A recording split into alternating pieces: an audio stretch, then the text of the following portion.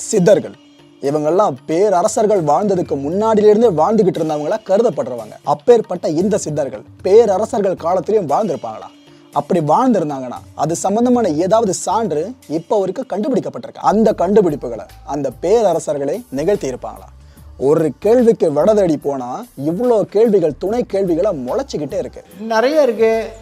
இப்போ காடவர்கோன் கோப்பெருஞ்சிங்கன் தான் கடைசி அரசனாகி அந்த 3ஆம் குலோத்துங்கனுடைய காலத்துக்கு பிறகு சோழர்களுக்கு எதிரியாக இருந்து அந்த ராஜேந்திர சோழனை சிறையகப்படுத்தி அங்கே கொண்டுக்கிட்டு போய் வைத்திருக்கிறான். ஒரு மலையகத்தில் ஒரு பாழியில் சிறை வச்சிருக்கான். எங்கே? விழுப்புரத்துக்கு பக்கத்தாப்பில் சேந்தமங்கலம் சிறைச்சாலையிலையும் வச்சுருந்துருக்கான். அதே போல் இங்கே கொடும்பாளூர் வேளிர்கள் இருக்காங்க, இங்கே திருநாங்கூர் வேளிர்கள் இருக்காங்க. எவ்வளவு பேர் சிற்றரசர்கள் அதிகமான்கள் இருக்காங்க, கட்டி முதலிகள் இருக்கிறாங்க. அங்கே பார்த்திவேந்திராதிவர்மனுக்கு இப்போ முன்னாடி நீங்கள் பழுவேட்டரையர்கள் பார்க்குறீங்க, சம்புவராயர்கள் பார்க்குறீங்க இல்லையா? அதுபோல் சிற்றரசர்கள் என்பவர்கள் நிறைய இருக்கிறாங்க. அவர்களை பற்றிய வரலாறும் நிறைய, அதை பற்றியும் நூல்கள் வெளிவந்திருக்கு. முழுமையாக வரல. பேரரசர்கள் வாழ்க்கையில் சித்தர்களை அடிப்படையாக கொண்டு வாழக்கூடிய வாழ்வியல் முறை என்பது தமிழகத்தில் தொன்று தொட்டு இருந்து வரக்கூடிய ஒரு மரபு. அதில் பேரரசன் ராசராசனுடைய காலத்தில் கருவூர் தேவர் இருந்ததாக சில ஆவண குறிப்பு இல்லை என்றாலும் திருவிசைப்பா போன்ற அந்த இலக்கிய குறிப்புகளை கொண்டு நாம் சொல்லுகிறோம். அல்லது அதே காலத்தில் போகர் சித்தர் என்பவரை நாம் அடையாளம் கண்டு இருக்கிறோம். அவருடைய அந்த படைப்புகள் என்பதில் எப்படி பழனி ஆண்டவர், அங்கே பூம்பாறை குழந்தை வேலர், அந்த திரு உருவங்களெல்லாம் நவபாஷாணம் தசபாஷாணம் என்கின்ற அந்த மருத்துவ கலவைகளை ஒருங்கிணைத்த நிலையில் உருவாக்கம் பெற்று மக்கள் நலப்பணிக்கு உரித்தாக்கப்பட்டிருக்கிறது என்று சொல்வார்கள். அது குறித்து நான் ஒரு தனி நூல் போட்டிருக்கேன். கருவூர் தேவரை பற்றி ஒரு தனி நூல் போட்டிருக்கேன். என்னுடைய சித்தர் சிந்தனைகள் என்ற முதல் நூல், அதுதான் 1970களில் நான் வெளியிட்ட நூல். அந்த நூல்களில் 15 சித்தர்களை பற்றி என்னுடைய தேடுதல் அந்த வயசில் இருந்துச்சு.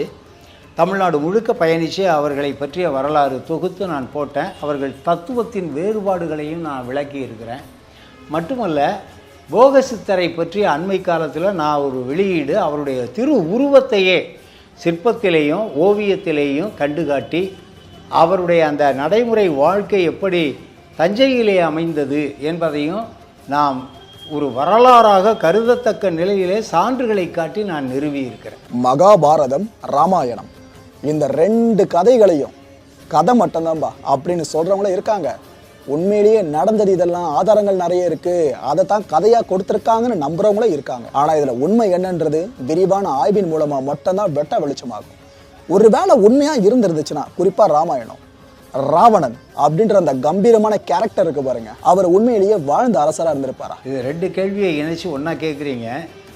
நீங்கள் குருக்ஷேத்ராவில் நான் 1980 ஒரு குருக்ஷேத்ரா பல்கலைக்கழகத்தில் மொழியியல் படிக்கிறதுக்காக போன பொழுது நான் அந்த குருக்ஷேத்திர போர் நடந்த பகுதிகளிலெல்லாம் ஆய்வுகளை செய்தேன். அவ்வளவு பறந்துபட்ட ஒரு நிலப்பகுதியும் நீர்ப்பரப்பும் அங்கே இருக்கிறத கண்டறிந்து அது ஒரு போர்க்களம் நடந்த இடமாக நான் கருதினேன். அங்கே இருந்த மக்களை நான் ஊன்றி கவனிக்கின்ற பொழுது அவர்களுடைய வாழ்வியல், அவர்களுடைய தோற்றம், அவர்களுடைய இயங்கு முறைகள் யாவுமே மகாபாரதத்தில் குறிக்கக்கூடிய அதே கால அந்த வருணனை, அந்த விளக்கங்களுக்கு ஏற்ப இன்றளவும் மாறாமல் இருப்பதை 80களிலே நான் கண்டேன்.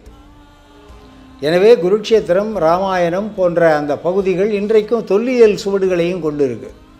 அங்கங்கே நம்பிக்கைகள் கோடானு கோடி ஆண்டுகளாக, பல லட்சம் ஆண்டுகளாக கோடானு கோடி மக்களால் நம்பப்பட்டு வருகிறது. ஒரு நம்பிக்கைக்கு இடம் அளிக்கக்கூடிய ஒரு உண்மையை ஒரு பொய்யாக கருதுவதற்கு இடமில்லை. அந்த உண்மையில் சில கலப்புகள் இருக்கலாம், அது கற்பனை கலந்த கலப்பாக இருக்கலாம். ஆனால் வரலாற்று உண்மை என்ற அடிப்படை மெய்மை இருக்கிறதே, அந்த கோர் ஃபார்ம், அது நம்பகத்தன்மை வாய்ந்தது என்பதில் எனக்கு நம்பிக்கை இருக்கிறது. ராவணன் வாழ்ந்தானா என்பதனை இலங்கை மக்கள் உறுதி செய்கிறார்கள், வாழ்ந்தான் என்று. அதற்குரிய சான்றாக சிக்கிரியா என்கின்ற அந்த சிங்கமலையை காட்டுகிறார்கள். அந்த சிங்கமலை ஒரு 2000 சொச்சம் படிகளை கொண்டிருக்கிறது. அது மேலே ஏறி போய் பார்த்தோம்னாக்கா பெரும் கூட்டமாக இருக்கிறது. மேலே சில கட்டுமானங்கள் 3 தள நிலைகளில் அடுக்கு நிலையில் இருக்குது, ஒன்றின் கீழ் ஒன்றாக. 3லேயுமே அங்கே மேலே பார்த்திங்கனாக்கா ஒரு விமானம் இறங்கு தளமாகிய ஹெலிபேடு என்று நம்ம சொல்கிறோமே, அந்த ஹெலிபேட் மாதிரியே இருக்குது. இன்னொரு பகுதி மாளிகையாக இருக்குது. இன்னொரு பக்கம் நீராட்டத்திற்குரிய ஒரு பெரிய மலை மேலே ஒரு பெரிய நீராட்டு குளம் ஒன்று இருக்குது, பெரிய நீராழி அது இருக்குது. அங்கே நிறைய சிறு சிறு மாளிகைகள் இருக்கின்றன. அந்த மாளிகைகளின் கட்டமைப்பை பார்க்கின்ற பொழுது வசதியானவர்கள் அல்லது அரசர்கள் தங்கியிருந்து வாழ்ந்திருப்பார்கள் என்று சொல்ல முடிகிறது. ஆனால் அதிலே ராவணன் வாழ்ந்தான் என்று சொல்வதற்கான கல்வெட்டு சான்றுகள் நமக்கு கிடைக்கல. ஆனால் ஒரு நம்பிக்கை இருக்கிறது. அன்று தொட்டு இன்று வரையிலே இராமாயண பதிவுகளில் மிக பழைய பதிவுகளில் கூட அவன் இலங்கையின் அரசன், அவன் சீதையை தன்னுடைய இருக்கைக்கு கடத்தி சென்று விட்டான் என்ற குறிப்பு இருக்கிறது. அவனை தேடி ராமர் சென்றார். அவர் ராமேஸ்வரம் சென்று அங்கே வானரர்களின் துணையோடு ஒரு பாலம், சேது பாலம் என்பதை அமைத்து, ராமர் சேது என்று அமைத்து, அதன் வழியாக கடந்து சென்று ராவணனை கண்டறிந்து அவனோடு போரிட்டு வென்று சீதையை மீட்டு கொண்டு வந்தார் என்ற அந்த பதிவினை அப்படியே மறுப்பதற்கு இல்லை. அங்குள்ள உண்மைகளையும் இணைத்து பார்த்து சொல்ல வேண்டும். மேலாக பேராசிரியர் சங்காலியா போன்ற மிகப்பெரிய தொல்பொருள் ஆய்வறிஞர்கள், நம்முடைய தமிழகத்தை மட்டுமல்ல இந்தியர்களையே அணிபெறச் செய்த ஒரு பெரிய தொல்லியல் வல்லுனர், அவர் அகழாய்வுகளின் வாயிலாக அந்த மகாபாரத கதையும் இராமாயண கதையும் வரலாற்று உண்மைகளை கொண்டிருக்கக்கூடிய நிகழ்ந்தவை, அன்று வாழ்ந்த மக்களால் நிகழ்த்த பெற்ற நிகழ்வுகளை கொண்டவை என்று உறுதி செய்திருக்கிறார். எனவே எல்லாவற்றையும் ஒரு சேர பார்க்கின்ற பொழுது மகாபாரதம், இராமாயணம் என்ற இந்திய இதிகாசங்கள் வரலாற்று உண்மைகளை கொண்ட கற்பனை புனைவுகள் என்று நாம் கருத முடியும். வரலாற்று அடிப்படைகளையும் மறுக்க முடியாது. அதன் மீதாக இலக்கிய புனைவுகள் இருக்கின்றன. அது அந்த காவியன் அல்லது படைப்பாளியினுடைய கற்பனை திறத்தை பொறுத்தது. ஆனால் வரலாற்று உண்மைகளை நாம் மறுக்க முடியாது. அது இந்த இந்திய பெருமைக்கு, இந்திய மண்ணின் பெருமைக்கு, மக்களின் பெருமைக்கு உரிய வாழ்வியல் சுவடுகள். அதுவும் பல ஆயிரம் ஆண்டுகளுக்கு முன்னர் வாழ்ந்த இந்திய மக்கள் அல்லது வடபுலத்திலே வாழ்ந்து தென்னகமும் பூந்து எல்லா நிலப்பரப்பும் கலை பண்பாடுகளால் ஒருங்கிணைக்கப்பட்ட ஒரு காலச்சூழலில் எழுப்ப பெற்றவை என்பதை நாம் மறக்கலாகாது. எனவே அதனுடைய அந்த வரலாற்று உண்மைகளை எல்லாம் இணைத்து பார்க்க வேண்டும் என்று நான் வேண்டிக் கொள்ளுகிறேன். அதுபோன்ற ஆய்வுகளை கொண்டால்தான் இந்திய மரபுகள் உலகறிய செய்யப்படக்கூடிய தகுதி வாய்ந்தவை என்பதை நாம் உறுதியாக்கம் செய்ய முடியும். ஏலியன்கள் ஒரு சில மேற்குலக நாடுகளோட டிவி சேனல்ஸை பார்த்துருப்பீங்க. நிறைய டாக்குமெண்ட்ரிஸை தொகுத்து வழங்கிக்கிட்டே இருப்பாங்க. இது போல் தமிழ்நாட்டில் இருக்கிற நிறைய கோயில்களில் ஏலியன்ஸோட டச் இருக்குது. ஏலியன்ஸோட உதவியால் ஒரு சில பேரரசர்கள் லாபம் அடைஞ்சிருக்காங்க, அது இதுன்னு பல விஷயங்களை சொல்லியிருக்காங்க. இதை நாம் துளிய உண்மை இல்லை அப்படின்னு முழுமையாக ஒதுக்கிடவும் முடியாது. ஆமாம்பா உண்மையாக இருக்குன்னு அப்படியே நம்பிடவும் முடியாது. எனக்கு ஏலியன் இருப்பதாக ஒரு நம்பிக்கை இருக்கிறதோ இல்லையோ, சில செய்திகள் நம்பத்தகுந்தவையாக இருக்கின்றன.